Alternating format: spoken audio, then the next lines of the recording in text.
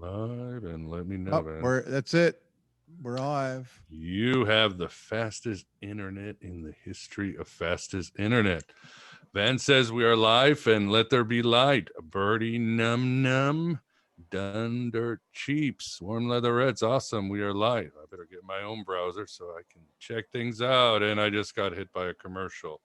Welcome everybody. Happy Heresies, and welcome to the desert of the real. This is AB Live episode 38, and we've got a awesome roundtable to discuss some amazing topics, including spiritual alchemy and ancient mysteries from a lot of very cool truth seekers. And we hope that some more join us, as the boys from Grimerica were also invited. It's Friday night. They have nothing better to do, so hopefully they will show up to Aeon Byte Live.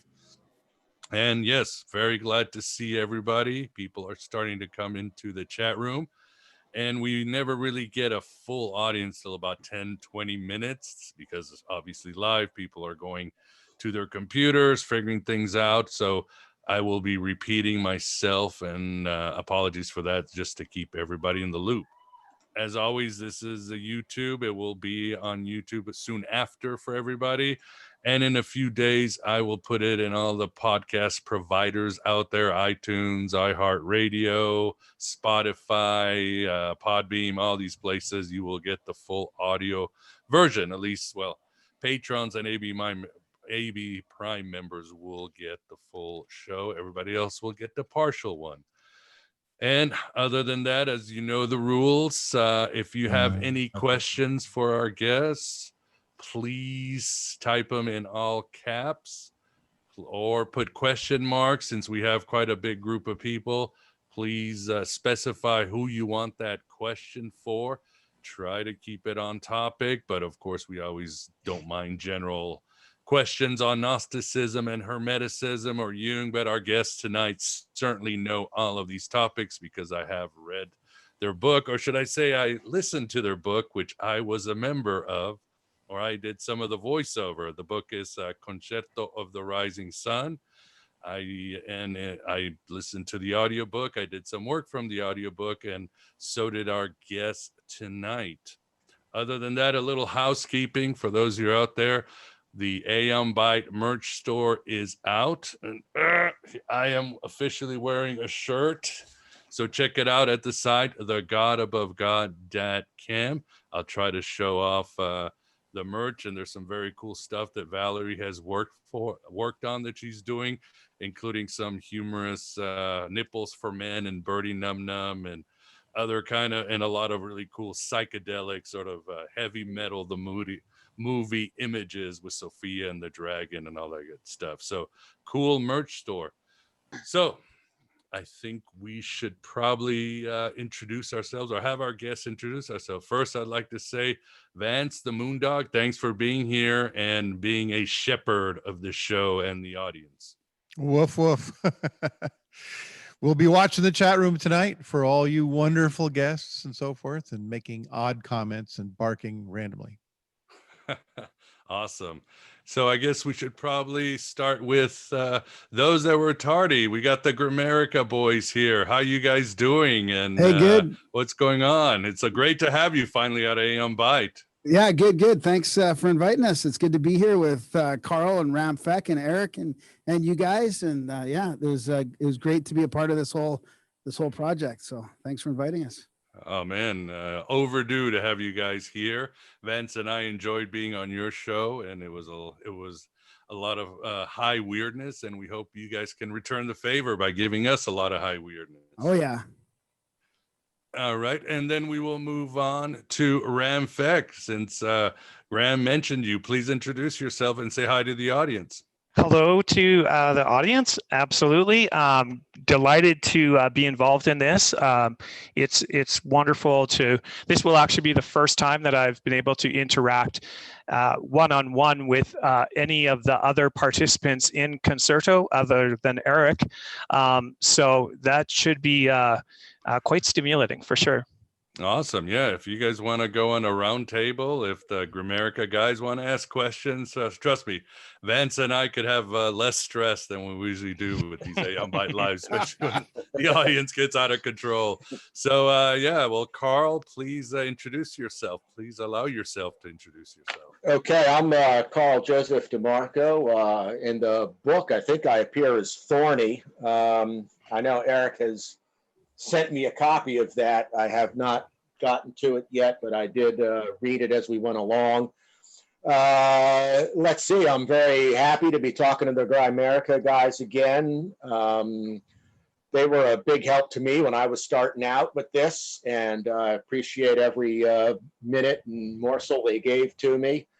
I think Darren read me for the audio, so I'm going to have to check that out. I guess you do a good job on that, having talked to me a few times. I'd like to thank you and Vance for putting this together. It's exciting to meet new people, friends to the Grimerica show, and getting to talk to Ram face to face again. And unfortunately, I have to deal with my smelly cousin Erik again. So,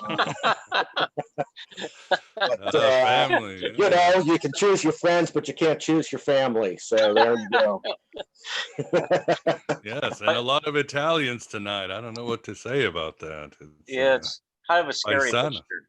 Aren't you guys just whites now? Oh, it depends. Yeah, I don't know. Robert De Niro might disagree when he needs some $7 million or something, or whatever victim that he's playing. So, Erik, why don't you introduce yourself and please tell us about the process of how Concerto of the Rising Sun came about. Yes, thank you for having me on, Miguel, and Pleasure's all ours. welcome everybody. I mean, this all kind of came together randomly. It wasn't intentional. You know, I write under Erik P. Antoni, and it all started with Song of the Immortal Beloved, and you know, Graham picked it up. I think my cousin gave him a copy of it, and that spurred me going on the Grimerica show. And at the same time that was happening, I had entered into a lot of dialogues with various people about Song of the Immortal Beloved, and those dialogues turned into Concerto of the Rising Sun. And then the Gramerica guys reached out to you, Miguel, and you did one of the voiceovers. You did the voiceover for Ram Feck. So that's kind of how it all came together. And I've been studying spiritual alchemy for 30, probably 35 years. And it's something that I've been very passionate about. It's been something that I've been devoted to my whole life. You know, as I mentioned in Concerto of the Rising Sun, there's really two approaches to alchemy, and that's either you're more of a practitioner or you're more of a scholar. And I consider myself a practitioner of alchemy. And in Kabbalah, the Kabbalah is the same way. You're either more of a practitioner of it or you're more of a scholar of it. And I believe you really need both to get a complete understanding of the subject. And I think it's fascinating that, Miguel, you're so into Gnosticism, because, you know, I see a lot of parallels between Gnosticism, the Kabbalah, and Western alchemy, and also Eastern alchemy. My cousin Carl is very deep into the Eastern alchemy and Taoism, and, you know, he can share a little bit of that with us tonight as well. Awesome. Yes. I mean, Kabbalah, especially the more dualistic Isaac Luria, even all Kabbalah is, they say, is just Jewish Gnosticism. There's so many, and obviously alchemy comes from the tradition of Hermes and Hermeticism. So it's all tied in together. And I enjoyed your work. And I'd like to briefly talk about the voiceover. Graham, you did a really good job with the narration. That was because I remember us talking about it. And now when I did mine, I must say that mine was too rushed, because at the time I was doing this voiceover class and I was at the radio stage where you've got to rush it. and I felt I was rushed, but then I did the sort of audiobook class, and everything you did was perfect. It's supposed to be slow, measured, kind of poetic. So, man, you killed it. I thanks, advise the man. audience to get the book because Graham does a great job. Thanks, buddy. Well, actually, it helped on that one because I actually had to redo the whole thing. So the second time was way Wow. better than the first time. Oh no, why? Yeah. Because Well, audiobooks are Darren- brutal. Darren rejected my audio. I had a problem with my setup. So, but you know, it actually did really help because I had already read the whole thing over, and you know, after going through the Song of the Immortal Beloved, which was somewhat like 700 pages. Yeah, it was fun, and I listened to it before this interview tonight too, and I really enjoyed hearing you and Russ, another guy, and Darren on there. It was great to hear you guys on there. Yeah, Darren, you were fine too, believe it or not. I'm gonna have to listen to that now. I've been kind of nervous about hearing somebody else voice me, but with these, I did a perfect Carl. Oh, nice. Well, after I listened to Song of the Immortal Beloved audiobook, I remember texting Graham and saying, don't take this the wrong way, but you sound really sexy when you talk. He was. I was listening to that song WAP. You know, getting excited listening. That's why I picked Graham. He makes me sound a lot better. Nice. There you go. Well, I know Miguel voiced me, so I haven't listened to it yet, but I'm looking forward to hearing it because you're sounding pretty great yourself. Like for the first time I'm hearing you talk here, so Yeah, I think it'll represent great. Actually, I think I'd like to take this opportunity of thanking Erik actually for taking a chance on us. I mean, when he asked about the Song of the Immortal Beloved, I was my initial reaction was no, there's no way I can do this. And it took me a couple days to actually come around to the possibility because I had thought about it before, but that was really the kicking off point that got us into that. So I really appreciate Erik Wow. trusting us and letting us go for it. Yeah. that's a huge book to start with for your first time. Too, man. Totally.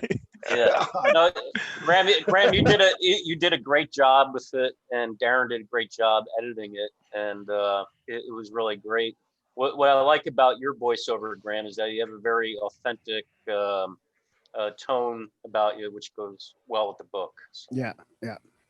And for the audience, somebody's already asking, what is the Song of the Immortal Beloved? And that is a huge 800-page tome, a complete system of spirituality, meditation, and alchemy.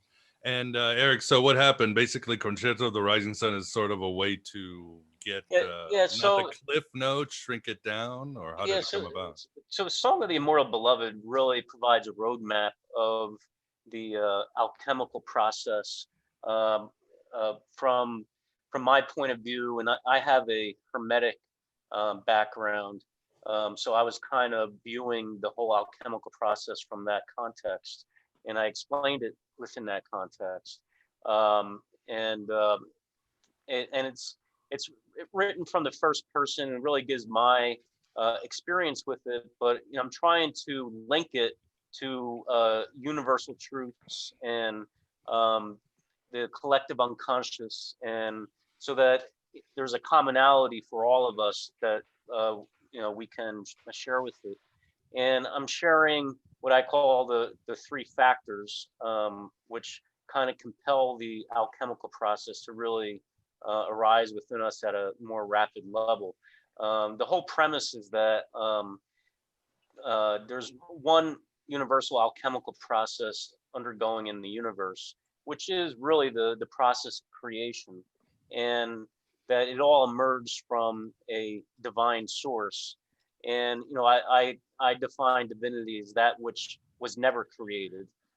It always was and it always will be, and creation emerged from that source.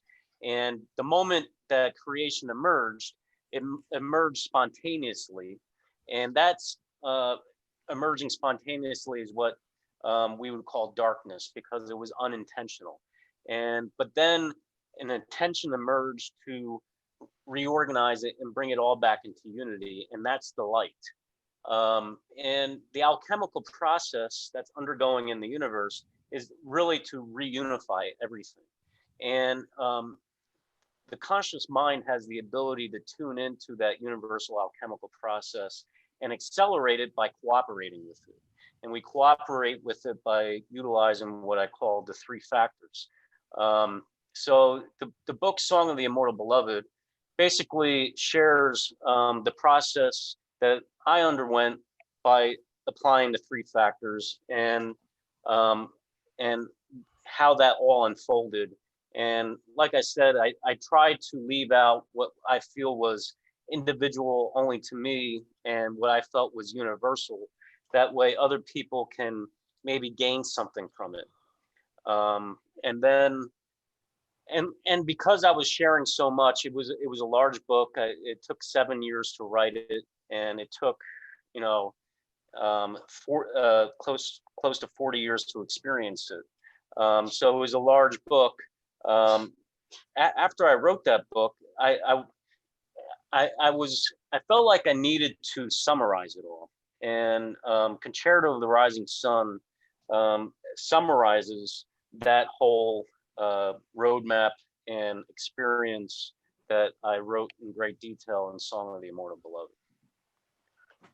And you say that the excuse me, the book was an experience. Was it revelation, or you just Well, sort of worked on it throughout the years? I mean, because you have a whole system, a whole cosmology. Like you say, you don't base yourself on one writer, one tradition. You say there's truths in all of them, and sort of you came up with your own system. Yeah, well, what I believe is that that there really is only one alchemical process, and we cooperate with it by applying, by becoming aware of it. And we become aware of it by implementing what I call the three factors. And the three factors are basically, the first factor we call transformation, which is where you split your mind into the observer and the observed.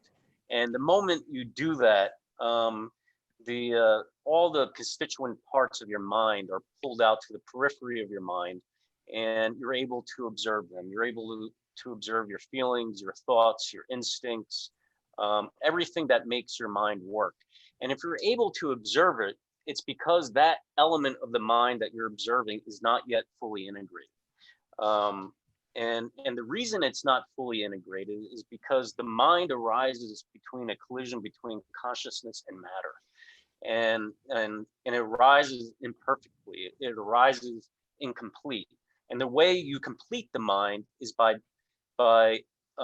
integrating it, by becoming aware of it. And to fully integrate the mind, you have to observe, you have to rediscover the source from which it all emerged. So you have to find your way back to the source. And the way you do that is through your emotions. Within the emotional faculty within us, we have a super cognitive ability to resonate with those forces and to feel them and extract knowledge from them. And by individually reconnecting with all those forces, we end up reintegrating the mind with the source from which it all came. And when that happens, what emerges is what I call the monad, which is the integrated or unified mind. And the integrated unified mind is mythologically portrayed as the Philosopher's Stone. It's also represented in other traditions as Christ. Ein Sof is the original monad in the Kabbalah. Christ is the reunified monad, where we reunify creation with divinity. And you know, a lot of what we read in the various religions are really all metaphors for the alchemical process that's playing out within the universe. So when I wrote Song of the Immortal Beloved, I tried to connect all those for everybody. I tried to show everybody that there's an alchemical process in the universe, and we're already in it. And when we're in it, kind of half consciously or subconsciously, we're doing it over multiple lifetimes in what I call the spiral path. But when we become conscious of it and we start working with the three factors, the process accelerates within us, and that's called the straight path. And we can do that all in one human lifetime. So I mentioned that the first factor is transformation, and we work with the first factor by splitting the mind into the observer and the observed, and we start alchemically transforming all of the elements that we observe. And the way we observe that, and the way we transform it, is by utilizing or contrasting our awareness of the spirit. And the spirit is one of three principal dimensions or forces of the original divine monad, which is I Am Soft. And the three principal divine forces within I Am Soft are divine awareness, divine life, and divine love. And the spirit is the divine love. So if you can cognitively reconnect on an emotional level to the spirit, you can then, in a state of meditation, contrast your awareness of the spirit with the thing that you're observing. And when you do, the thing that you're observing automatically transforms. And what causes the thing to actually transform is a law in the universe called the law of sympathetic resonance, or the law of sympathetic vibrations. And so when you bring those two together, there's essentially an atomic reaction. And the spirit is the agent of transformation. And when you bring both within the conscious mind at the same moment, you can transform what you're observing. So if you're observing an element of, say, anger, you can contrast that with the spirit in the state of meditation and transform it. You can do that with everything that's within your psyche, whether if you're feeling depressed, if you're feeling stressed, you're feeling anxiety, you can isolate the element, contrast it with the spirit, transform it, and integrate the mind. And when you start doing that on a regular basis, the force of associated with the law of sympathetic vibrations, which I call alpha, starts rising within you and guiding your life and organizing your life to bring about circumstances in your life for you to discover these elements within yourself. We discover these elements within ourselves through our everyday life circumstances. So when you go to work, you're having various internal reactions to things. You can actually be contrasting those things you're observing within yourself in your daily life with the spirit, and integrating your mind from day to day through your life. And when you do that every day, a pathway opens up, and alpha starts leading you through all the different levels of your mind. And it has what I believe to be a universal unfolding pattern. And in Hermeticism, Manuel P. Hall called it the three mountains. And the three mountains are basically a geometric pattern of alpha organizing the process of unifying the mind. So you go through three major stages, which are the three mountains. And that I went through that alpha-led process, and what it ultimately leads you back to is the point of creation, or the source from which creation emerged, and you literally put it all back together again. Very cool, and thanks for the explanation. I guess I would have questions, but why don't we go with our guests and see if they have questions or would like to say anything to complement what Erik just said. Carl, would you like to say something? Well, Erik and I talk about this virtually every day. One thing we do in Italian families is argue for the fun of it. Erik and I agree on some very important principles of the alchemical path. At the most fundamental level, the three factors, I think, are something you find everywhere. I started with Western alchemy at the end of 1986. And Erik and I would talk about it at family gatherings, Christmas, summer vacations, and so forth. And he eventually moved to DC to get into the same school I was at, I think when he turned 18.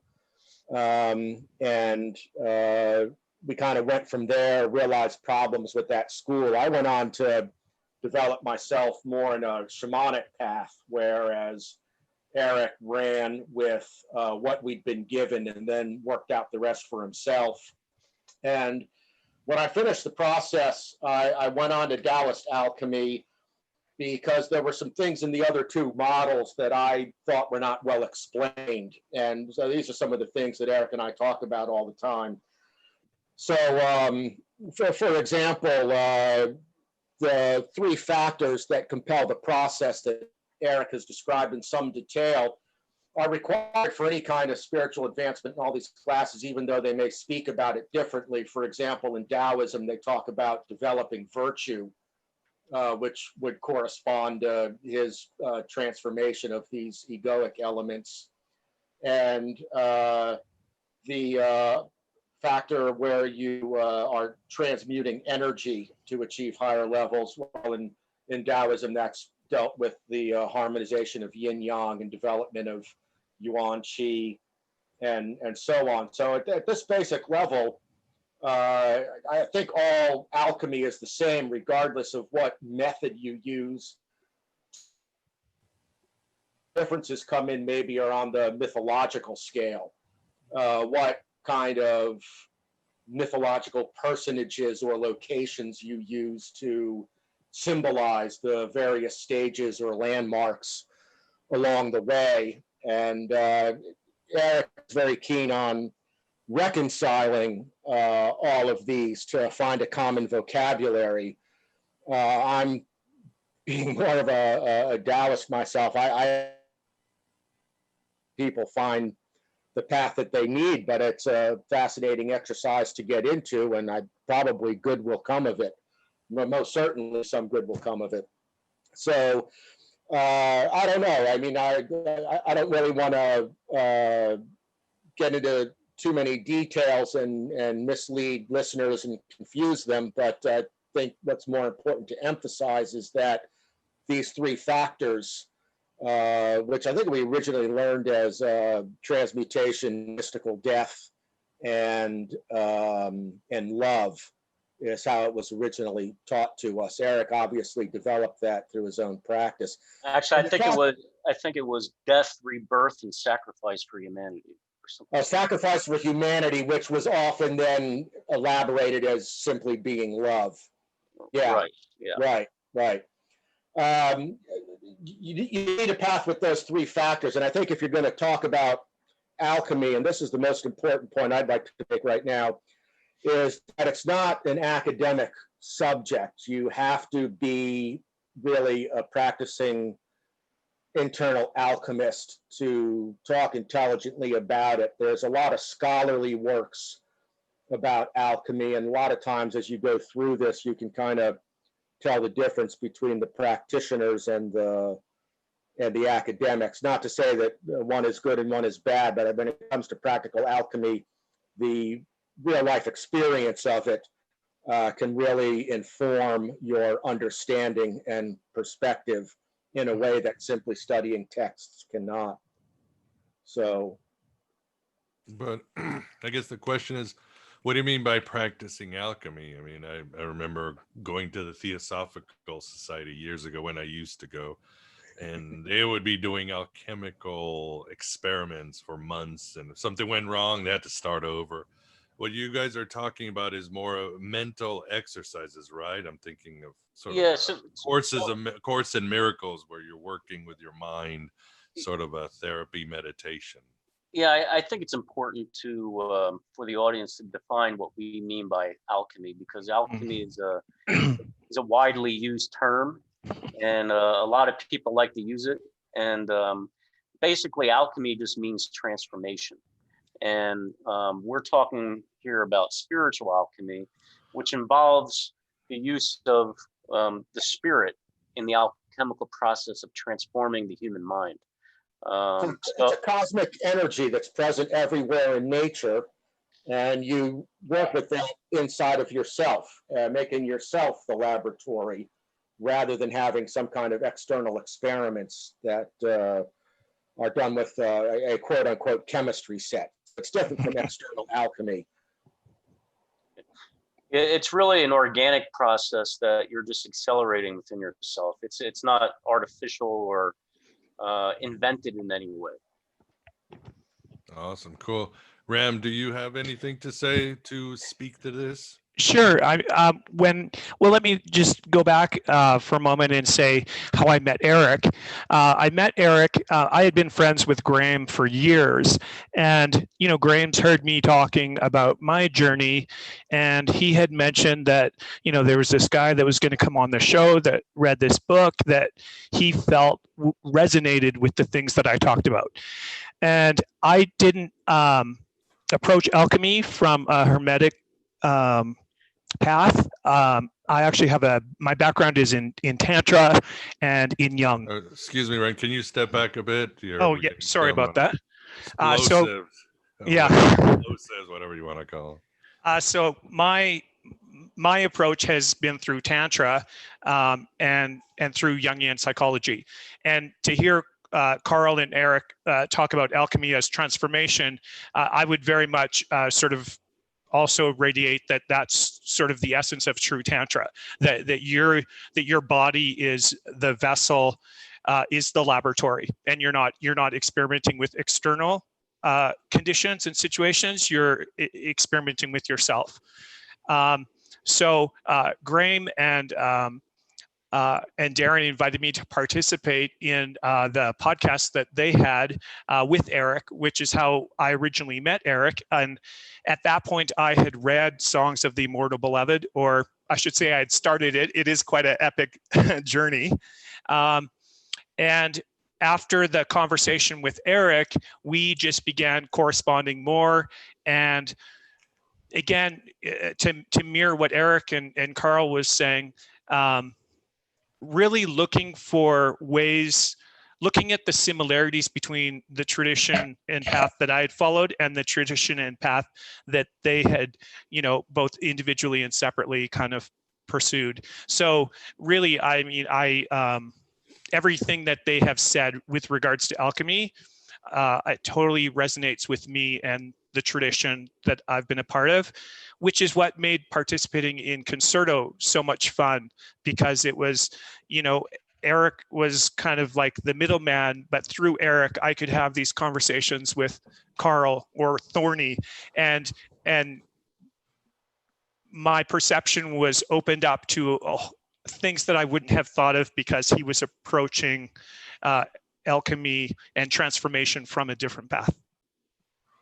Interesting. Yes, thank you. For the audience who has just arrived, we are discussing the book Concerto of the Rising Sun, which is explaining the work in Erik's first book, Song of the Immortal Beloved. And this book is sort of, you might say, a dialogue between the guests we have tonight, trying to understand the ideas, compress them, summarize them, and come with synthesis. And as we mentioned, we have the hosts of Grimerica and myself are in the audiobook, and I highly advise you get the audiobook because it's good stuff, a good listen. I've gotten into audiobooks recently, and I love them, and this book is well done and professionally made, and some good voices, and despite my voice being there, but no, just kidding. And well, Darren, and what do you guys think? Well, I think kind of like what Ram said, when I was reading the book, like I could really never wrap my head around spiritual alchemy. My perception of alchemy was like you guys were saying, it was different. It was more physical. And I asked for Ram's sort of help. I was like, help me understand this. I mean, I'm having Erik on the show, and we went back and forth a little bit, and Ram helped me sort of wrap my head around a little bit as well. But the important part for me is the authenticity part of it, that working with these factors and starting to learn how to transform the emotions with spirit like that. It part of the goal, I think, and what happens in your book too, what you say is how it brings out your authentic self. And And then I started realizing that I had done some of this, maybe factor one, or I'd done some of that through recovery for the last 10 years before. Like, I think I was doing some of this, especially the first one, splitting the mind into the observer and the observed. So I felt like that resonated with me, but it's hard work. I mean, getting from that to the next, the next factor for me to feel that emotion, bring it into that core part of my body and transmute it is very difficult to do. So it's a hard, for me, it's a hard process. It's something that I have to spend more time on. Yeah, and I think Graham's exactly right. He explains it very well. And what I would say to that is, initially there's an initial training period where you're trying to apply the three factors, and it takes a discipline to build it up. But once it develops a momentum, you actually can't stop it. And so it's kind of, you reach a point of critical mass where initially you're pushing it. But once it starts to develop its own momentum, then you're not pushing anymore. It has its own momentum. And what ends up happening is, everybody has ego defense mechanisms in life to deal with anxiety, fear, adversity, whatever. And most of the ego defense mechanisms that we have are instinctive. They're wired within the human brain through millions of years of human evolution, and it's passed on to us through birth. And we kind of just automatically pick up those that wiring and we utilize it without even thinking about it. But the alchemist develops a different type of ego defense mechanism, and that's transformation. That's where we literally, instead of just automatically reacting to an adverse situation without even thinking, we're observing how we're reacting to it, and we're not allowing our true self to get suppressed by that reaction. Mm-hmm. And we do that by transforming the thing that's trying to block out our true self. And ultimately, we utilize adversity as leverage to unify the mind by doing that, by bringing forth the authentic self.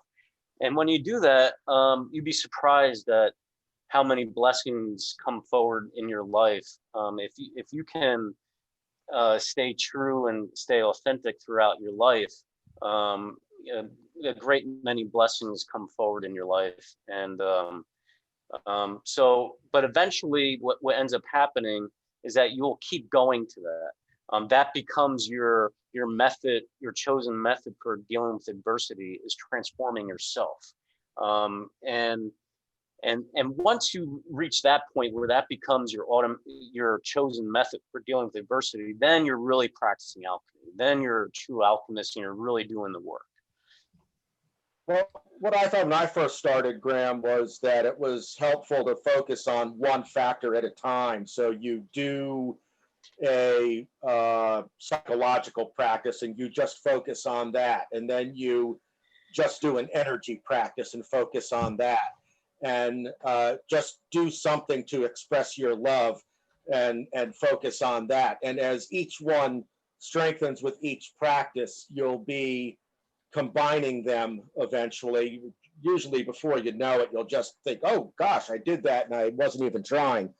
So starting on one, like what I used to do is I would go into my bedroom and I would do this breathing exercise to sublimate or transmute energy.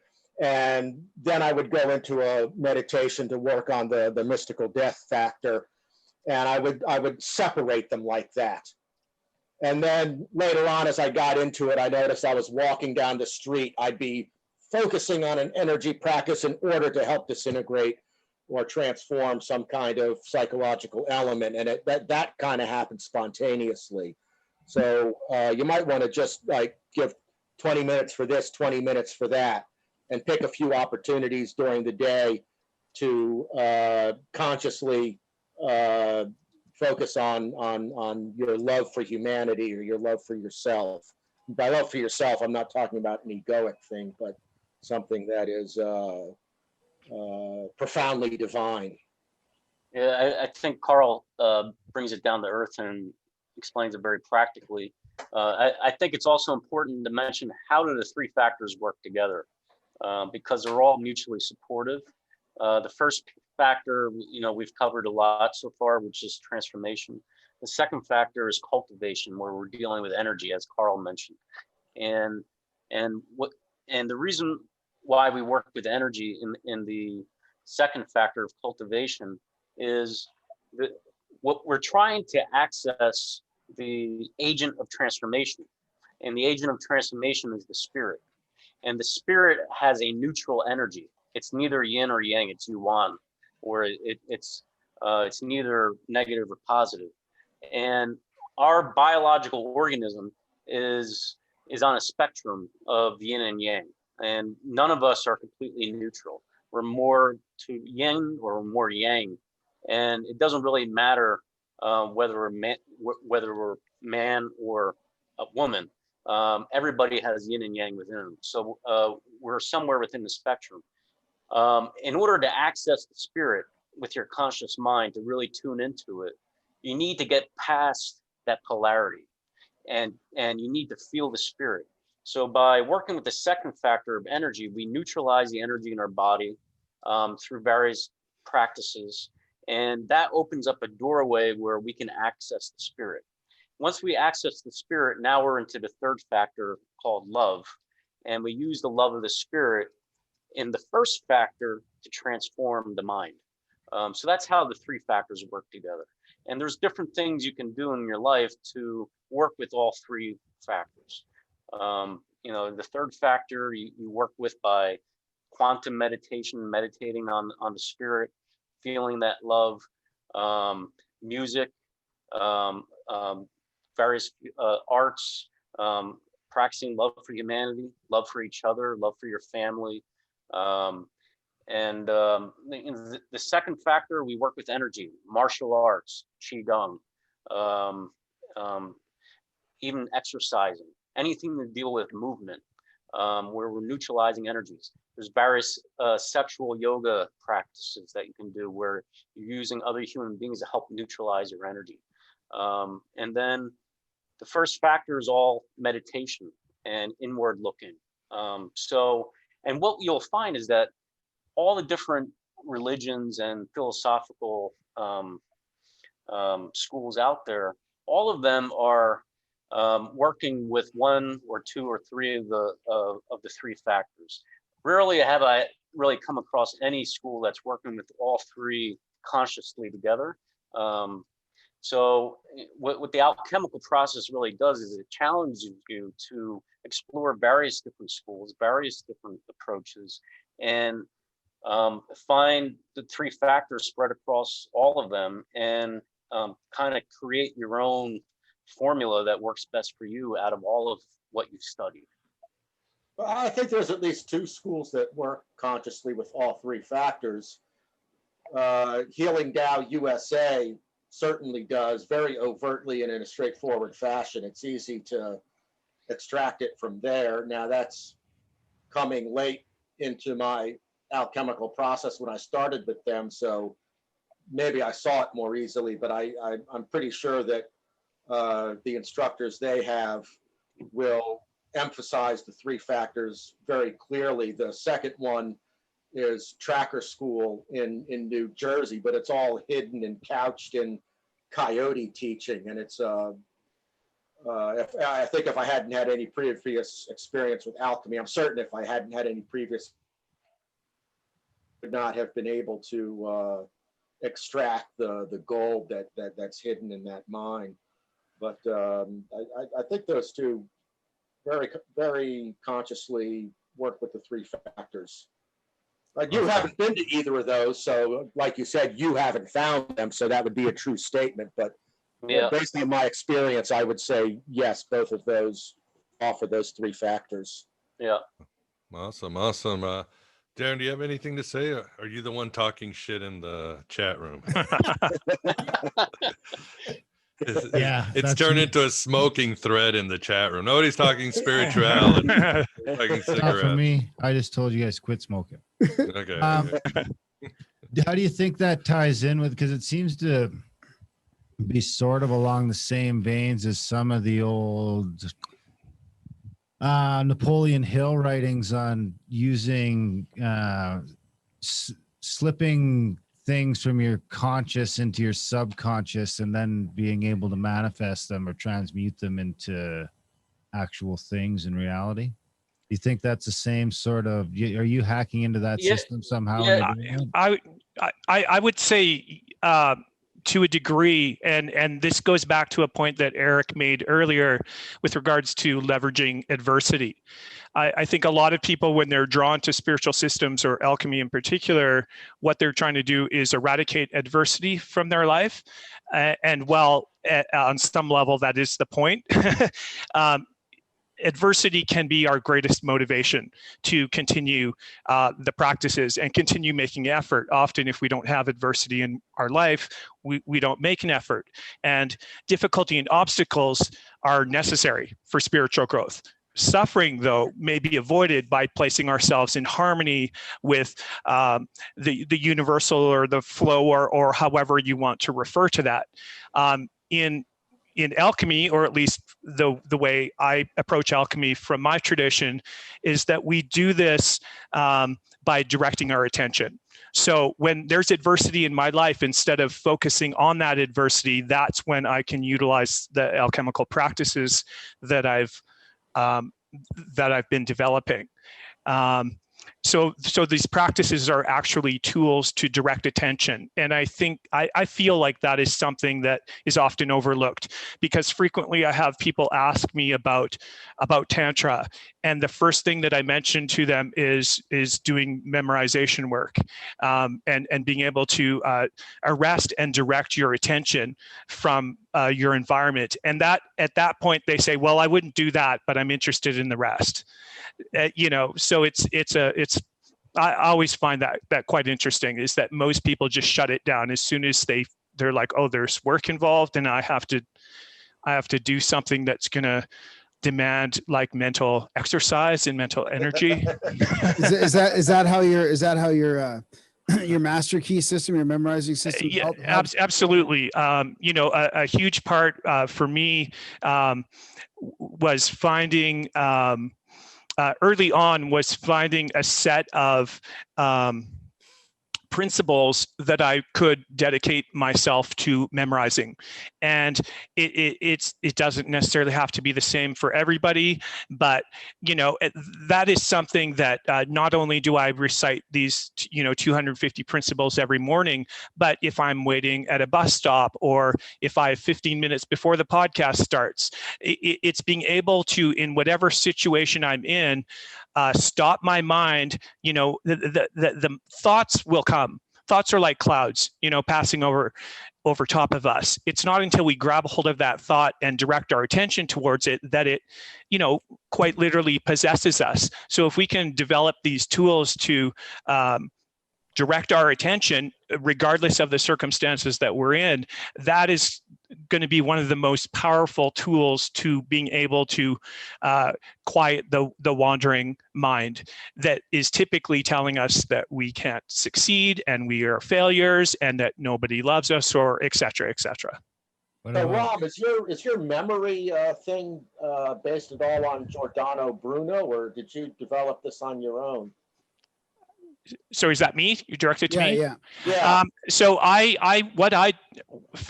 found, I was directed towards a book called The Master Key System by Charles Hannell, which was written in 1914. And it was a system that is largely based on Vedic and Himalayan philosophy. And he put together this program. It's a 6-month correspondence course originally. Now you can get it all in one book, but I would still encourage people to do it 1 week at a time. And at the end of each chapter in that book, he would ask 10 questions. So what I did was I took those 10 answers and reframed them into a principle. And then I just memorized those principles for a total of 240. So again, it's not specific what it is you're memorizing, but hopefully what you choose to memorize is something that supports your ideal state or the ideal condition that you're looking to achieve. Well, that's very interesting because the premier alchemist of maybe the late Middle Ages or Renaissance was Giordano Bruno, and the central feature of his whole system were these memory palaces and this memory wheel that was key. And you said this guy's name was Key. Was you know, that was the axis of his alchemical system. And Erik and I, when we first started learning alchemy, were taught this thing called the retrospective exercise, where you were supposed to remember every single moment in your life in reverse order, going back to your birth. Yes. Oh, dear. You know, and eventually beyond that, if you wanted to get into like past lives and stuff. But you know, this feature of memory seems to be very prominent in a lot of alchemical schools. Yeah, absolutely. And when I read, when I find, you know, when I'm directed towards other source books like Franz Hartmann, frequently I'll find these, just like you're saying, these huge parallels. And no doubt, Charles Haanel, who put together the Master Key System, was also exposing himself to, you know, his, let's say, ancestors on the journey. You know, wouldn't be surprised at all. Right. Interesting. But I think that gets back to what Darren was actually asking. I mean, that you're doing that right there. You're taking your subconscious and you're reprogramming it through your attention into a positive conscious intention. I want to go further than just being unaffected by the clouds. I want to control the weather. Well, I feel as though through the memory work, I mean, the Master Key System is very overtly specific about the principles are all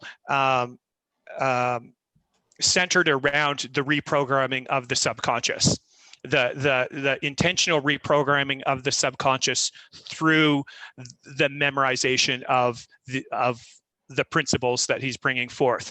And in my personal experience, having now been doing the memorization work for going on 8 years, I feel that it has completely allowed me to easily discard previous belief systems, which is something from a Jungian point of view that I knew was going to be a big issue come middle age, around that individuation period at 40.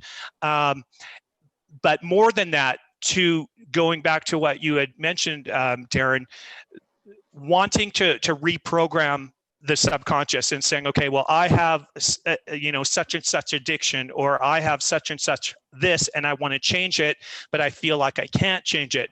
So,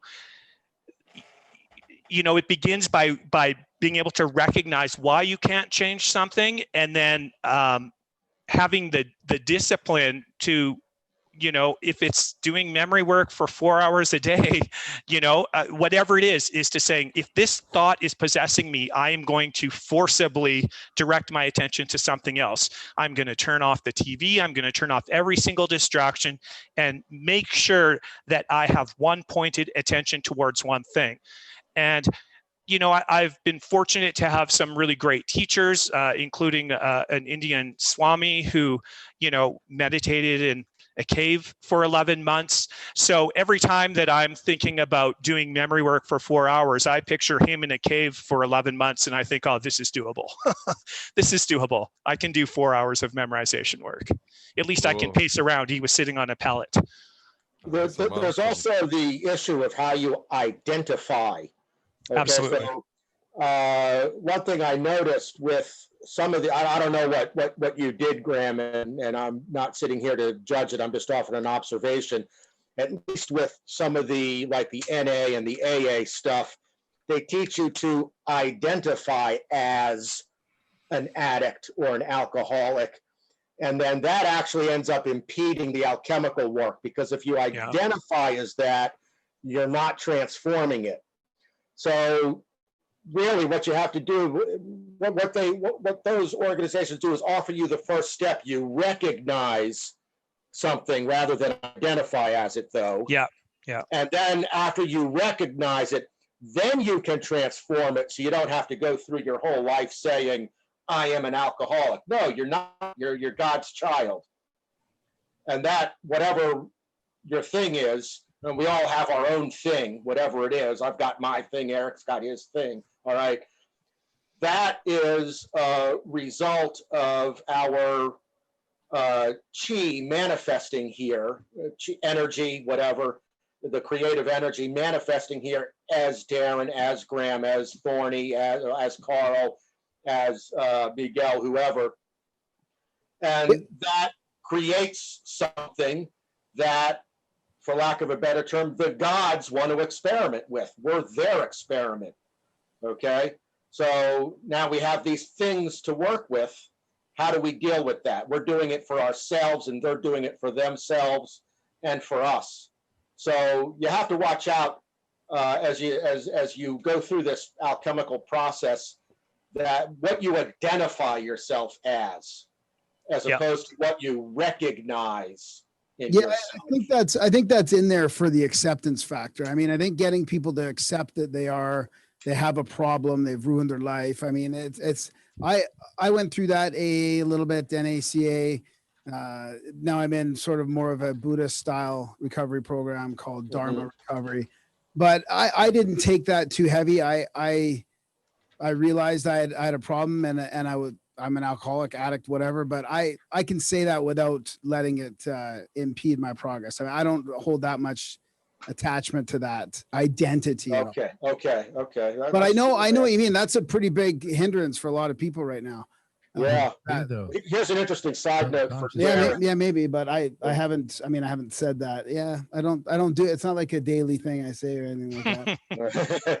Here's a side note for Darren, that if you go to tracker school, they will teach you to control the weather. There you go. Yeah. I'm an Indian. I'm good. Hey guys, we better see if the audience has anything, including, let's see, does the Grimerica show have any questions over there? No, just talking shit. Vance, any questions beyond smoking from the audience? No, all I see is it's all up in smoke, Miguel. Don't feel bad because Miguel, because what the audience can't see is that I'm here dipping skulls. So, Oh, that mouth cancer, yummy. Hey Rem, what's the book on your profile? It's back. So the book, I released that book late last year, probably about a month after Concerto was released. It's a short sort of fictional allegory about the process of I guess alchemy. I mean, it was an important part of capturing a transition that I made. Earlier Erik talked about momentum, and that we reach certain points where we realize things are changing beyond our conscious control, and that's very exciting. And when that happens, it usually pushes me in a very creative way to usually create some sort of allegory for the transition that I'm not sure that I could describe in words otherwise. So awesome. And sorry, Vance, do you have a question? Did the audience have a question as far I don't as you can see through the smoke? No, I haven't seen any. I've been watching. Well, it's a lot of heavy stuff. People are talking about alchemical spiritual practices and the one, the source, all that stuff. How do you ask questions about that, I guess. But my own reflections are maybe of some use or interest. Well, yeah, here's time for a commercial for the porcelain gods. This is my practice. All right. The porcelain gods. Yeah, it's been a while, but they're the beauty of the porcelain gods. Talk about practice. What are the problems that people have with all these practices? They take a lot of effort, they take discipline and so forth. But what's the one thing everybody does every day? Right? They go worship the porcelain gods. Well, that's a sacrifice. And I'm not just screwing around with this. Literally, I noticed about 15 years ago that when I had a problem at work, stuck problem I couldn't figure out, I'd just take a break. I'd walk over and to the men's room, which is down the hall. And all of a sudden, like, bing, the answers would just pop into my head. And since that time, I've actually made use of that, because it's you get into a different state of mind, which is all about what this is about, right? It's about getting out of your rut, getting out of the mental structures we all build and get trapped in, and opening up to that invisible, source of information, help, the comforter, whatever system it's called. And hey, you know what? The porcelain gods are just as good as symbols as anything else, for that matter. So I think this all, it's kind of like as if you went down that toilet. If you went far enough, you'd get to the source, right? It's better than I used to masturbate at my desk. So a little bit better than that. But nobody can see it under the desk. No, just kidding. I'll tell you what, when I was out on the big res, one of the native health practitioners out there, we were having this conference, and he was stood up. He was Richard Showalter, I think his name was, Navajo. And he said, he says it's all these government people in from Washington, and we're sitting around. He says, instead of saying good morning or how you doing to each other, what we should say to each other every day is, did you have a good shit today? Because the number one killer among Navajo is colon cancer. So really, our greeting should be, did you have a good shit today? And that was a big thing that was, very important to him. So, yeah. Oh, by the way, here's the AM Bite merch. For those of you who have to keep showing it. Yeah. Nipples. Well, while we're on this topic, there is actually a couple of things that I would add. One of them is that if you elevate your feet by about a foot when you're sitting on your porcelain god, it opens your bowels. And I'm amazed how many people don't know that, but you will actually have movements that are less struggle involved. And the second point I would add is it's a great place to read spiritual books. Because if you sit there and you're reading, you will not feel like, oh, I've got to shit as quickly as possible so I can get on to do what I need to do. If you tell yourself, I'm going to read at least 2 pages, then your body, it slows down, and hence your bowels move, especially with the feet elevated. Those two things together, it's actually a great point, Vance. I'm glad that you brought that up, because it's something that people really don't think about, but it's incredible how much carrying around a bunch of shit really is carrying around a bunch of shit. And if I really admire the authenticity of this discussion. All right. Are you sponsored by Squatty Potty now or something? This is why they squat in China, right? I mean, if you use the squatter instead of the throne, I mean, you barely even have to wipe yourself. It's so true. I mean, from an evolutionary point of view, we still shit better if we squat. So by elevating your feet by about a foot, just put a block under your feet and you'll be in that natural squat position, and it really does work. So I got a question, Miguel, if you want to switch gears a little bit to the shadow man and nighttime attacks, which is a part of the book, actually. Concerto, I mean, Ram talks about it a little bit in the book, but something happened to me recently that I'd like their opinion or advice on, if you don't mind. Sure.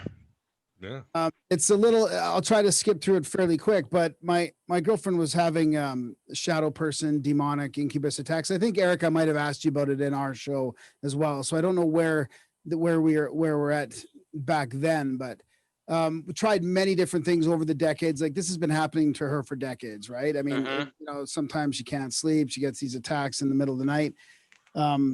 Maybe sleep paralysis is some of it or a part of it or all of it, who knows, but this is definitely, she calls him the bad man, right? So when you're talking about shadows and darkness, energies and stuff like that. So I created this, I was sort of learning some protection magic and stuff like that. And I created this sigil and this mantra and this meditation for her protection. And I won't go into the details of it right now, but she called me once when she lives out of town a lot. And she called me once after being woken up from this nightmare. And I told her I was going to do something, and she went back to sleep, and it completely vanished. So I did this ritual type thing, and it actually stopped it in its tracks for the first time ever. Like ever, never. She's never been able to. She's always been paralyzed with fear and not been able to do anything. 2 weeks. Yeah. 2 weeks later, I did it again, and the thing tried again, and it's laughed. It started laughing and walked away. Like it could not deal with it, and she lost her fear around it. So something that I was doing with this, I had this whole like family protective mantra and this symbol that I learned to make, and I put it everywhere. And so for me, there was something really happening here. I was actually helping her and protecting her. So I was talking to the other, and it hasn't happened since then. Nothing has bothered her since then. 2 days ago, I was on a show with Darren and Mike and the OBDM guys a couple of days ago, and I was just sharing this thing because he was having some encounters before they moved to Ohio. So for the first time, and of course it questioned my mind because I've been reading these old esoteric books and about the magician, not that I am one or anything like that, but that they're supposed to keep these things secret, right? But I thought, this is good. I want to help people. So I sent him a picture of it. I wrote out, or I told him exactly what the process was, all the details, all this stuff. And I explained to him the whole thing. This morning, I got a text from my girlfriend. She's out of town again. She couldn't sleep last night. She was getting awoken over and over by this cyclical nightmare. And I'm thinking, don't tell me it's this thing. So I'm asking like, what happened? And she goes, yes, unbelievably, it's the bad man was back. So the day after I give away the details to this, he shows up again. Is there any, like, is there anything? I would, alchemy I would love to address that. So your girlfriend is most likely what I would call a hypersensitive. So she is very in tune to things beyond, say, the physical reality. She can sense them. And, but with, what many people associate with poltergeist activity, and it is truly poltergeist activity, but people don't really understand what's really causing it. And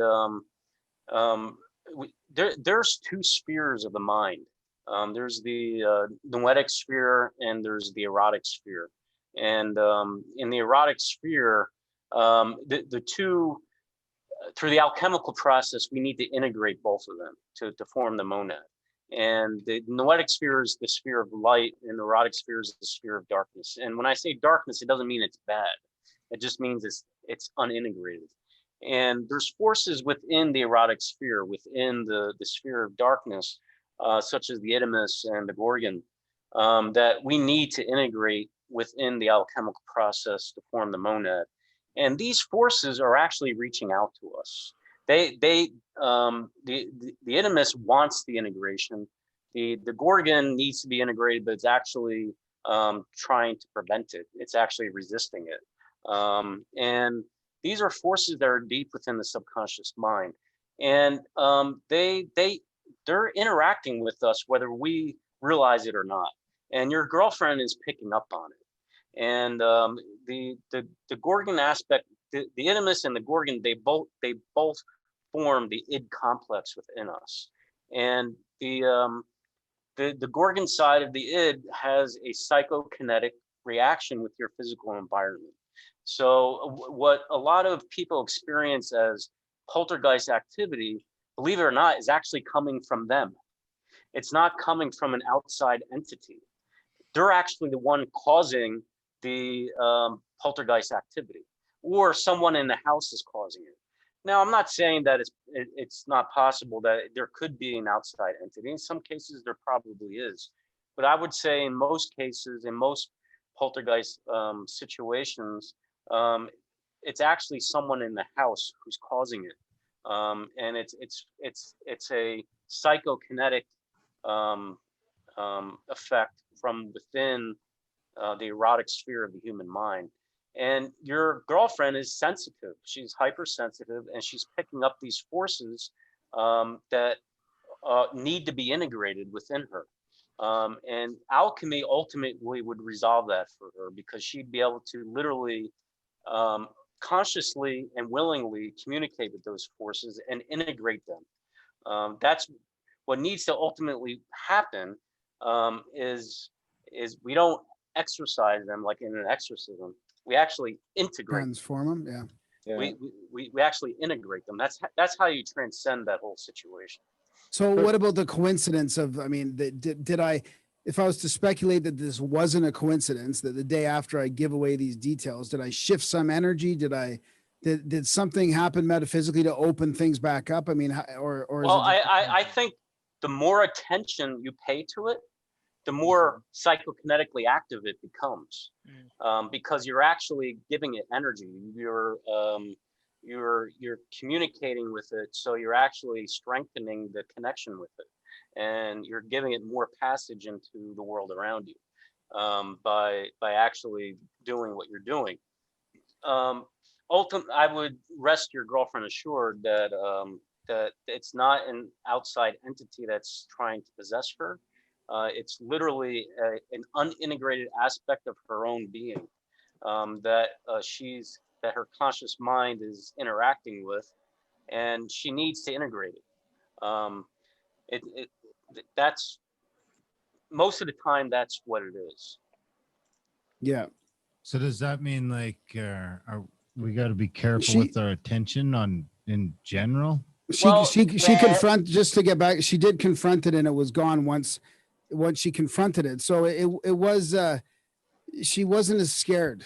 Like she's no fear of it. So there's another way to look at that, and I'm not saying Erik is wrong, but there's something you might want to try first, because to slay the Gorgon can take 30 years. Or to let's say integrate the Gorgon can take 30 years, and your girlfriend might not want to get into it if that's the case. So there's an experiment you can do, and alchemy is all about experiments. It's alchemy.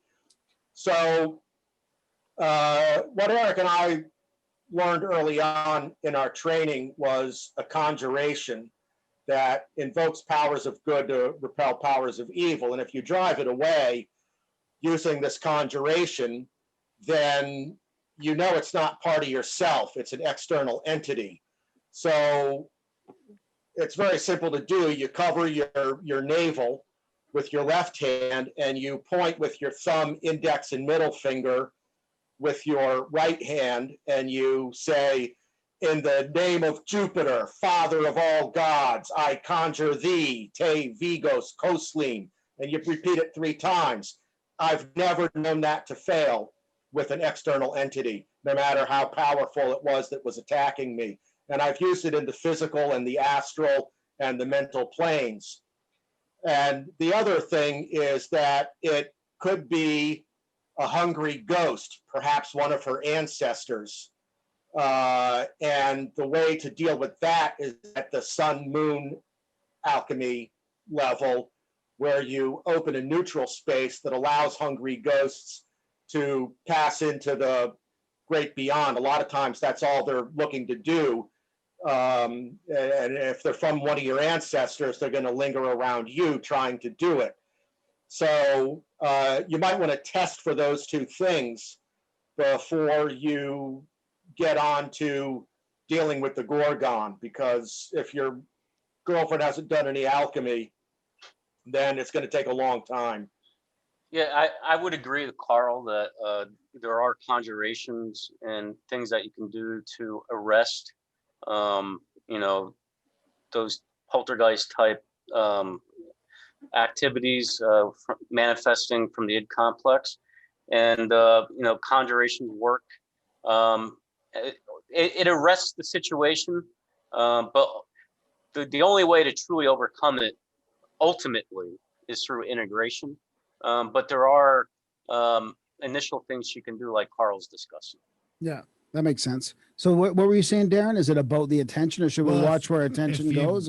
Yeah, I mean, if your girlfriend can hijack energy, or this thing's hijacking energy from you talking to Mike, then what's Hollywood and the mainstream media and social media and all these things doing with our attention? Oh boy. Yeah.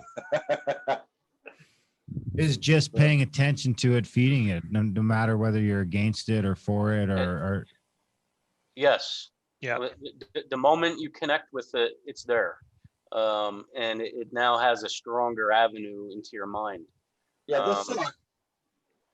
Go ahead. No, go ahead, Carl. Well, I was going to say this COVID thing has been, as I like to call it, the CCP virus. Having spent 15 years dancing with the CCP, it's really been kind of a blessing for society and our culture, because it's really shut down Hollywood, and a lot of that negative messaging that gets blasted at us every day has been silenced. You know, I see very encouraging signs in my own neighborhood about what's resulted just among families, because the dark voice of Hollywood has, for the moment anyway, been somewhat silenced. Yeah, but Yeah. the media has taken over that voice, though. That's the problem. But And Graham, another thing I would tell you is another way for your girlfriend to work with that is to try to keep a very positive state of mind. You know, the Gorgon side of the id complex, it feeds on fear. It feeds on anxiety. So if there's just a heightened stress that your girlfriend's going through, could be work related, family related, whatever, a lot of anxiety or fear, those forces will manifest during those times. yeah, that makes sense. Yeah. The more neutral space you can open within yourself, the less likely and more infrequent those kinds of things occur. So get into some kind of polarized practice like Qi Gong or Neidan Gong, or I don't know, Darren might know a good medicine man who could help you out. I am a with pretty that, good too. medicine man. Come on down. There you go, Darren. No, zap that thing, damn it. See, the issue with your girlfriend, she's a hypersensitive. Yeah. So if she doesn't utilize her ability, then the ability will turn against her. Right. So she if she really wants to overcome her situation, she needs to utilize her ability. And so she needs to find some form of meditation, alchemy, or something to positively direct her energy. And if she doesn't, then that will turn against her. So. Oh, good advice. Excuse me again. Gotta stop smoking. No. Oh, Yeah, no. Fire is the devil's only friend, as the song goes. So I'm sticking to Tobacco is a that. sacred herb, man. Don't. Yes, it is. It is. It's just a right. breath. But we're talking about Hollywood, COVID, and all that. And there was an article today from Glenn Greenwald from The Intercept, and it's really bad. I mean, the mental state of Americans, I don't think it's as bad in Canada because there's no protests or riots. There's an election, but the statistics are saying that even for young people, 1 out of 4 people is considered suicide. With older people, it's like 1 out of 3, and almost 50% of Americans are suffering from some mental stress. So this is it's a psychic bloodbath that's going to get worse as this year goes. And so basically sort of a round table to give your advice from the heart, because again, I feel people really need this help today. How do you deal with fear? What are some exercises you can do with fear, anxiety? So, and hopefully something will stick, because again, people need help and it's only getting worse. Erik, why don't we start with you? Well, what I would say is, the best way to deal with fear is to realize that the fear and anxiety that you're feeling is not you. And you need to quickly differentiate it from your true self and separate yourself from it if you can, and realize that it will pass and allow it to pass. And realize that there's something greater going on here that's larger than any one of us. we're going through a major change right now, and through a major shift in consciousness in the planet, and the COVID is a manifestation of that. So it'll be very interesting to see what the next step is beyond this, but I truly believe we're going through a major shift in the planetary consciousness. And, for someone that's dealing with, obviously, I have the 3-factor approach to dealing with anxiety or fear or something like that. But I think that's going to be, but if I'm not doing something like that, if I'm just giving simple advice to someone to deal with that, just, realize that, just breathe, take time, realize that, that the anxiety is not you, and try to be true to yourself. Focus on positive things, focus on love. Don't think about everything as the glass being half full. You got to recognize all the positive things in your life and all the blessings in your life. When we're full of anxiety, we have a tendency to focus on the negative, and our feelings follow our thoughts. So we got to be very careful with our thoughts. And our thoughts can quickly bring our mind into a very dark place. So we got to focus on positive things, keep very positive people in your life, cut out all the negativity. You don't need it. And if there's negative people in your life, just cut it out. And just try to build a lot of positivity in your life to help you get through the dark times. Well, thank you. Carl, take it away. With all these things going on, having a psychological approach, as Erik says, is very helpful. But with also all these new strange diseases, I often think about the number of new diseases kids have to deal with today than when Erik and I were growing up. I mean, we used to go out and play anywhere we wanted. Our parents were never worried about weird diseases afflicting us. There was no Lyme disease. You could go in the woods. There was no AIDS. You could fuck around as much as you wanted, I mean, all these, there's all these new diseases out there. Well, with an alchemical approach and constantly raising your energy level, you're far less susceptible to any of those diseases, including all kinds of cancers and stuff. That kind of approach becomes really essential in the modern world. And even though it's less common than it was ages ago, ironically, it's more necessary. And so for quickly developing that increase in energy and the neutral space that the viruses and the diseases can't enter, I think a good energetic Qigong practice is the quickest way to do that for beginners. Okay, I'm not saying that a Taoist path is better for alchemy in general than any other, but I'm saying if, as a preventative, if you want to quickly build up a neutral energy and a neutral space that will protect you, then a good kind of energy-based Taoist Qigong is a very fast and easy way to do that. It's easy to learn and so on. But what's going on now, to build on what Erik was saying, is that the universe is changing, like he mentioned, and what I think is going on is that a new Earth has already been formed, an Earth 2.0, so to speak. It's exactly like this Earth, but it's at a higher energetic level.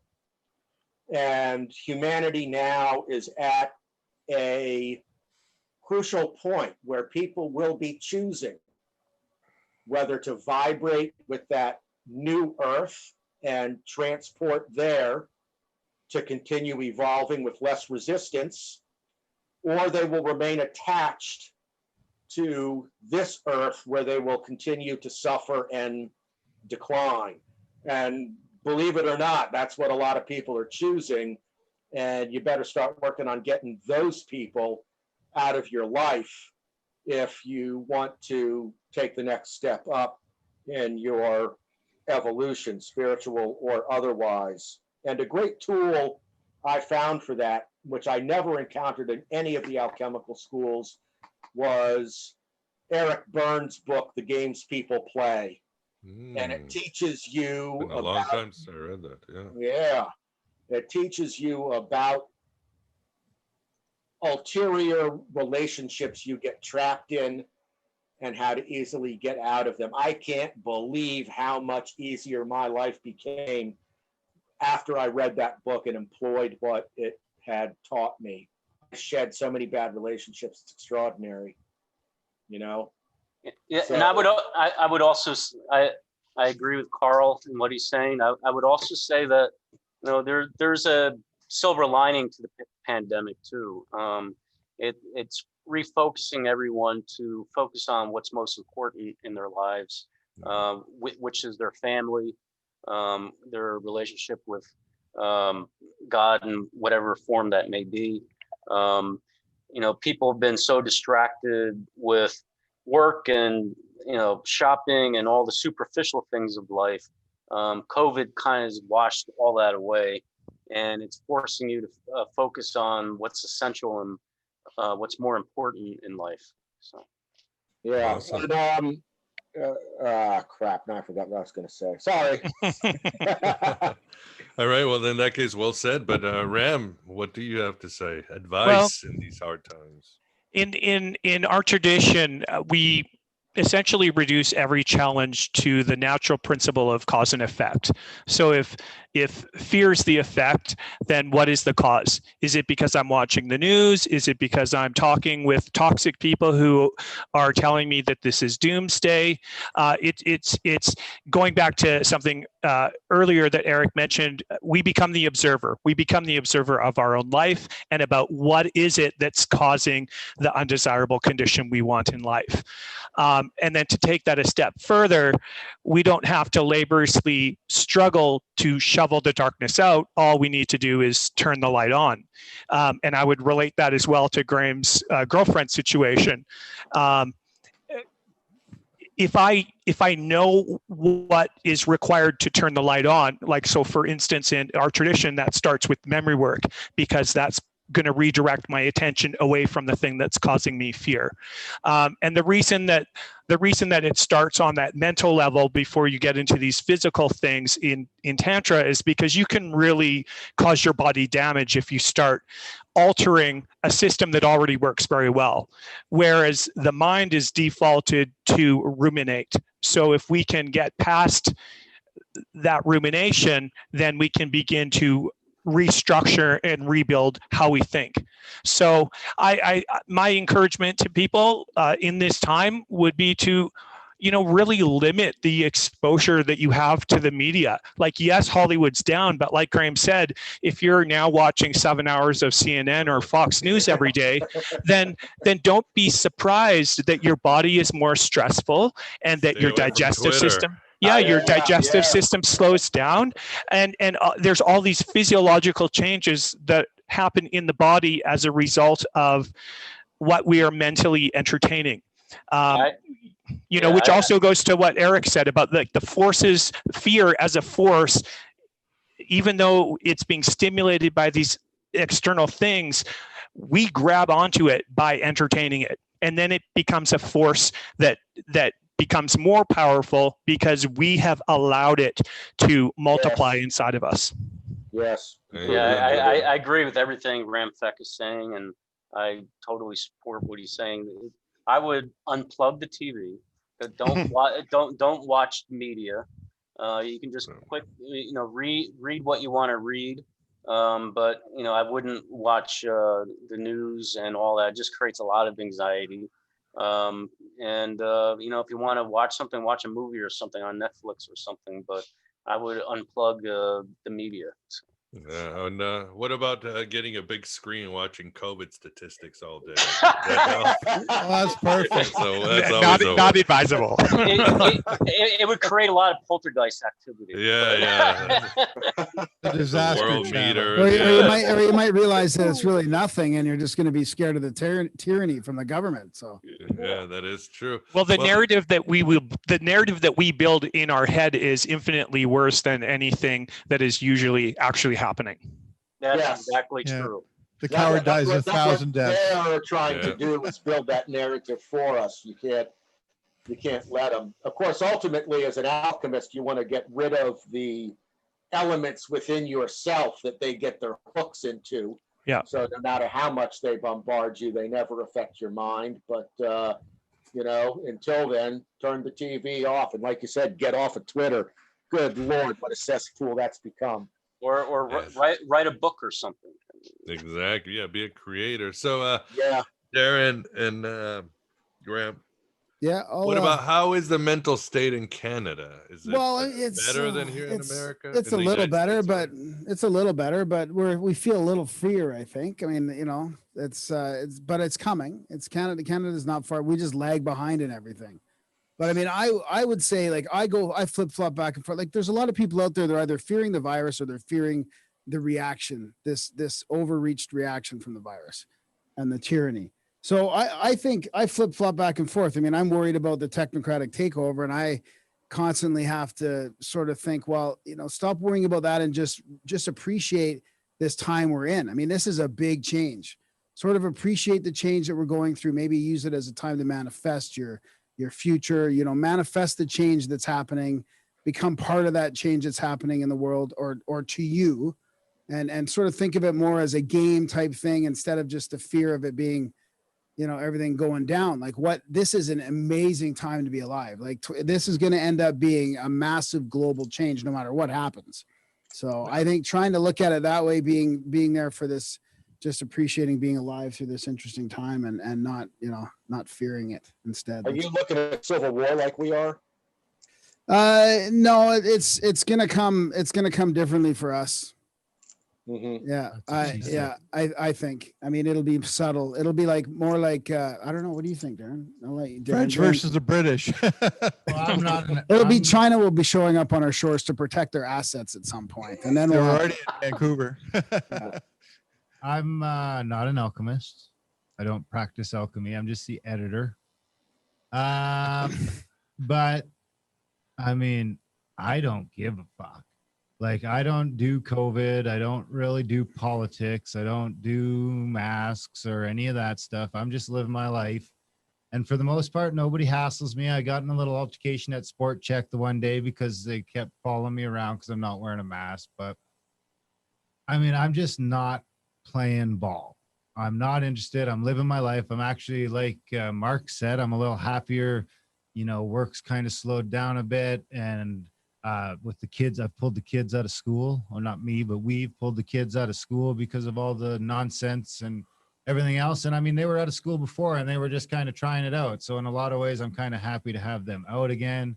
And I'm not rushing out of the house as much as I used to. And I'm getting a little more time with the kids in the morning, a little more time with the kids in the afternoon. And I don't know, man. I gotta say, I've Spoken like a true alchemist. I don't think Zen master. Yeah. I don't think I've ever been happier than I am right now. The only thing that's got pissing me off right now is I can't go to the States. I mean, I'm watching my little girls spray paint and stuff in the backyard and show it to us through the window. I mean, I'm living the dream. Honestly, I couldn't be. I wish I could go to the States because we were supposed to do some events down there and see some great people. And whenever I do get on Twitter or in my chat Cabin in the room, woods this year. or Graham will tell me what's going on, and it's just kind of a downer. And I just don't want to hear it. And I get accused of putting my head in the sand, and maybe in a lot of ways I have. But I mean, I've been doing this shit for 8 years now, and I'll tell you what. I'm a lot more fucking prepared for the world to end than anybody who's following all the threads on Twitter or Instagram or watching CNN all day. I mean, they might know the world ended way before I did, but that's because I just haven't noticed because I'm fucking ready to go. I got supplies, I got food. I've just sort of my lifestyle set up in a way that I'm, you know, ready to detach at any moment. To Darren, you're always keeping it very real. And that's the essence of alchemy, is being real, keeping it real. So, I feel Indeed. like I'm keeping it realer than ever in a lot of ways. yeah. I feel, and then everything else sort of falls in place around you when that happens, and you realize that you were a bigger cause of all that shit than you thought. Yeah, exactly.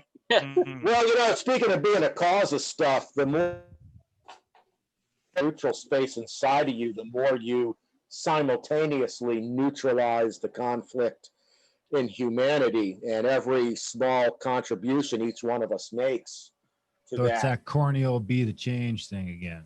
Yeah. I mean, I had a talk with my family, my sister and my mom. I think it's important to really talk to your loved ones right now and maybe talk about what you're going to do if this and that happens. I mean, nobody knows what's going to happen, but I basically told them, like, I'm not participating in a vaccination type program. And I don't know what that's going to mean to me if I can't participate in society, but I'm okay with that. Like, but my loved ones should know where I'm at in that, not in an argumentative way like you Italians, but just in a way like, you know, that they should know that I'm ready to disengage if that happens. Like, that's where I draw the line. Like, I'm not going to take the jab, for example. And I don't know if it's going to come to that, but the things that they're saying, it sure makes it seem like that could be a possibility.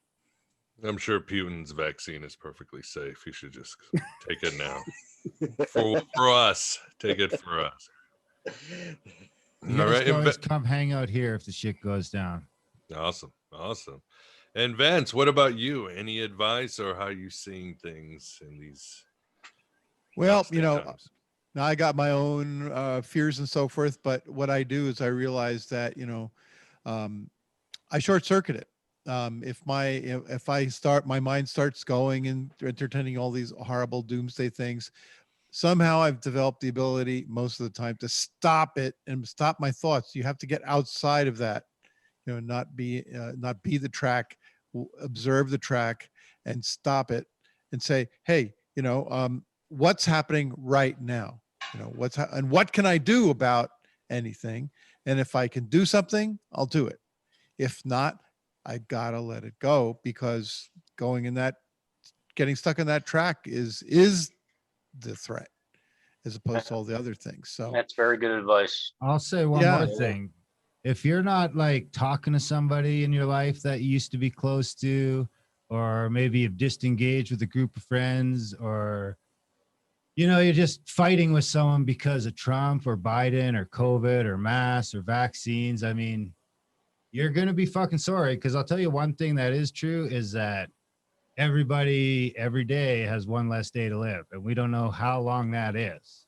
So while you're, you know, doing your thing, just remember all those friends in your life. Hopefully they're still around, you know. Well, I don't know about that, Dan. Because the politics, when you're fucking 80 or 90, I feel like you're going to be like, fuck, it really wasn't worth it. You know, my Taoist teacher said that when he was 60 years old, a Taoist master, immortal, appeared to him and said, "Would you like to live another 150 years?" And he said, Sure, "No way." Why not?" You know, I'll take the opportunity to throw something else here in the ring, and that is, you know, I grew up in a very sort of fundamentalist evangelical background, and the world was going to end every 2 years. So at this point, I'm pretty desensitized. I mean, there were so many times, so many events in the history of my life. I mean, the first Gulf War, I was in grade 9, and everybody in grade 9 was convinced that we were going to go to war with Iraq and we needed to arm ourselves and blah, blah, blah. And I have so many of those stories that it's like it gives me some perspective, because I don't know what's going to happen. But I think it is important to not get sort of carried away with the doomsday scenario, because you know, going back to this whole thing about we really need to, like, okay, fine, I'm not going to watch the news, but I will talk about the world ending for 7 hours a day with my friends. Well, you're still going to feel anxiety. So I think it's really important to have some checks and balances to make sure that we're not creating a narrative which again is possibly worse than the one that the media is offering us anyways. You know what the secular version of that is, Rom? The fundamentalism you grew up with? It's environmentalism. Right? I mean, I remember we were all going to be destroyed by an ice age back in the 70s. Oh, The whole world was going to starve because we couldn't grow food, right? And then what? It went Acid on to- rain. Yeah, there was acid rain there for a while. Yeah. There was this ticker on Connecticut Avenue that kept going up, telling you how many people were in the world. And as soon as it reached 4 billion, we were all going to starve to death and die. And then, somebody said acid rain, I think, right? Yeah. And then what came after acid rain? Was it the ozone? Global warming? Ozone layer. Yeah. There was the ozone layer thing. Right, yeah. We had a break with Y2K, sort of. That was another one, though. Apocalypse, yeah. Guys, that's probably a good segue to, past cataclysms. All of us, I believe, live past lives where, in Atlantis or other civilizations that have been destroyed. And all those memories are in our unconscious mind. And we're all anticipating those same events to reoccur. And we kind of project it and anticipate it. And it's because there's been so many past catastrophes that we've had to rebuild from over millions of years. Yeah. Very well, guys. I think we are towards the end. This has been a very stimulating and excellent discussion, even though we went to some strange places at times, like bowel movements and cigarette smoke. But all in all, I think it was an enlightening conversation. Hopefully has helped the audience to look further for their answers and for their tools. I'll recommend Concerto of the Rising Sun for a lot of tools and insights into, again, as you write in the book, Erik, finding your authentic self. I think that's what we all want to do. So now, if you want to do another roundtable and just say where we can find more about your work, or if you have a web presence, anything for the audience, I'll have some stuff on the show notes. So again, Erik, please tell the audience where to find more about you and your work. Yeah, so you can visit songoftheImmortalBeloved.com. All the books are there.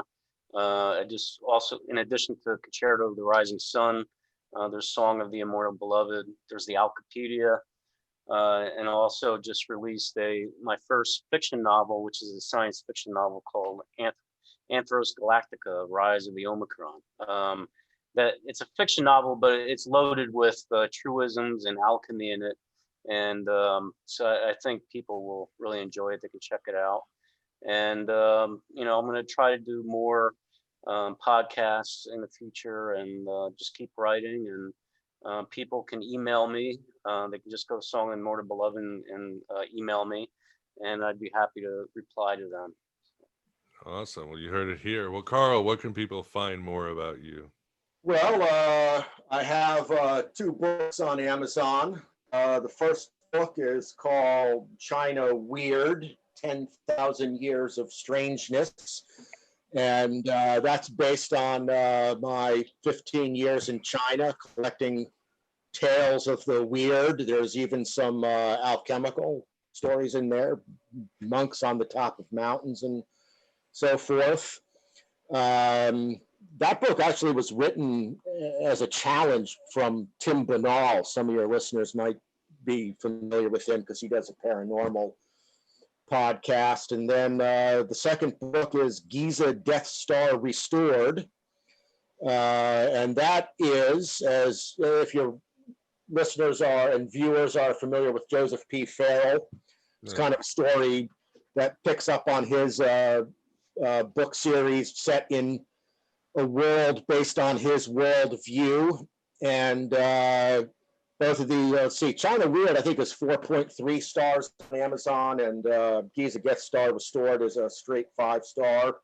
And I must add that Graham and Darren wrote a superb foreword to Giza Death Star Restored that far exceeded my already high expectations from them. So it gives you a chance to check out all 3 of us if you get that book. And it's an allegory of the alchemical journey, but the explanation of alchemy is reduced to a single chapter. And this is always a point of contention between Erik and I. And we tease each other that it took him 800 pages and it only took me 30. But, you know, it all depends on what you're trying to say. So both of those books are on Amazon. You can email me if you have any questions, thorny@startmail.com. So that's start with a T, and I'd be happy to address anything your audience wants to bring up with me. Awesome. So there you go. All right, Ram, tell us. I have that online presence at apertureofbrahma.com, where I share just some of the insights from Tantra and Vedic philosophy that I've talked about on the show here. We also have a Facebook page, Aperture of Brahma. And Don't Let It Consume You is on Amazon, if anybody wants to check that out. Yeah. Awesome. Well, Darren and Graham, I don't even know we should cover you guys. FBI Most Wanted. I mean, If you just type Gramerica into pretty well any search engine, will probably dominate the first few pages. It's the beauty of having a super No name. SEO friendly name. but a damn fine podcast. Yeah, we got, I think, 442 podcasts in the back catalog. We've been at it for 8 years. People can find all that at grimerica.ca. If you go to Audible or iTunes or anything like that and type in Graham's name, Graham Dunlop, that'll pop up with all the audiobooks we've done. Of course, we've done a couple of Eric's. We've done a couple of other ones for Mark Sloan. And we've actually started producing a few of our own that are on there as well that you guys can buy. So yeah, we got some audiobooks and a bunch of podcasts. Right now, Darren's editing The Secret Teachings of All Ages, and we're doing Coming a this couple fall. other secret Wow, that's awesome. secret societies of all ages and countries. So we got some whoppers coming out. Oh, soon. wow, cool. I gotta say, it puts Eric's, it makes Song of the Immortal Beloved look like a little 200-pager. Oh yeah, Miguel is a narrator in that one too. Yeah, I'm in there too. Yes, It's gonna yes. come in Yeah, he's got that hours. voice like Fraser, doesn't he? People always say that. Yes, the Fraser voice. Or You know, now that you mention it, for Sideshow sure. Sideshow Bob from The Simpsons, I guess, would be too, since it's the same actor. But awesome. Yes, I can't wait for that book to be out too. And well, Vance, I will say thank you for being here too. I think everybody knows where to find you, which is here. Yep, it was a lot of fun, and we'll see you all in the next Bite Live. Yeah, this Thank was you, a lot everybody. of fun. Yes, Thank thank you you. so And much for having us. That was Cheers. great. Thank you so much. Yeah, The nice being with pleasure you is guys, all ours. everybody. It was- Miguel, you're a wonderfully gracious host. Thank you. You guys made it a lot of fun, and you made it very easy for me. And the audience out there in the chat room, you made it easy. You're always a blast. You always come with insights. I'm always writing little ideas of books that people mention. So I got plenty tonight. And as mentioned, it will be an audio in a few days in all podcast channels, iTunes, iHeartRadio, everything else. So check it out there. Please support all our guests. Support Grimerica, Aeon Byte. We need alternative media in minds more important than ever in 2020. Because trust me, 2021 is going to be more of a shit show. So we need our authentic self. We need to go inside. We need to get rid of fear. And it is available for all of us. So that's about I have to say. I guess I got to show off the new merch store. Check it out at Aeon Byte and other stuff coming out. But again, thank you everybody for coming on the show. Thank you for listening, and thank you for being yourself. And as I always like to say, hello and goodbye as always. Thank you for having us, Miguel. And I Okay, just love. y'all take care. Thanks. Good night. See you, Carl. Good night.